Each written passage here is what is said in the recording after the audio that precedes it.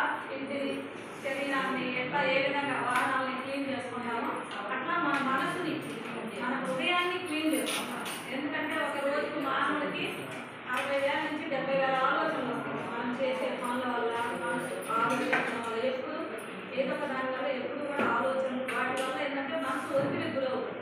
ఏదైనా ఒక పని చేయాల్సి వచ్చినప్పుడు దాని గురించి ముందుగానే ఎలా జరుగుతుందో ఏమో అనే విధంగా ఆలోచిస్తాం. అంతా బాగా జరుగుతుంది అనే భావంతో యాక్సెప్ట్ చేయడం. ఇప్పుడు ధ్యానం చేయడం వల్ల ప్రతిదాన్ని కూడా అంగీకరించి మనం చేసే పని బాగా చేసుకోగలుగుతాం. మనం చూసాం కదా, ధ్యానం చేయడం వల్ల సరైన విధంగా నిర్ణయాలు చేసుకోగలుగుతాం మనం. అలాగే మనం చేసే పనిని ప్రతిదీ కూడా బాగా చేసుకునే విధంగా తయారవుతాం. మనలో ఏకాగ్రత పెరుగుతాయి.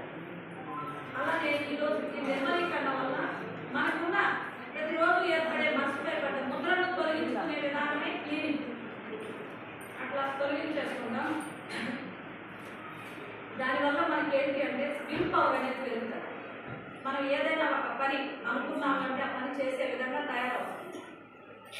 అలాగే మనలో సరళత, స్వచ్ఛత పెరుగుతుంది మనలో. అలాగే ధ్యానం బాగా చేసుకోగలుగుతాం. ఈ క్లీనింగ్ అనేది చేయడం అవసరం.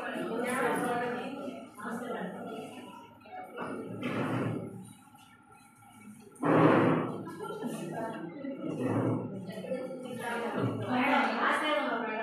తొలగించేసుకుంటాం. అవన్నీ నా వెనుక భాగంలో నుంచి బయటకు వెళ్ళిపోతున్నాయి అన్న భావనతో చేస్తాం.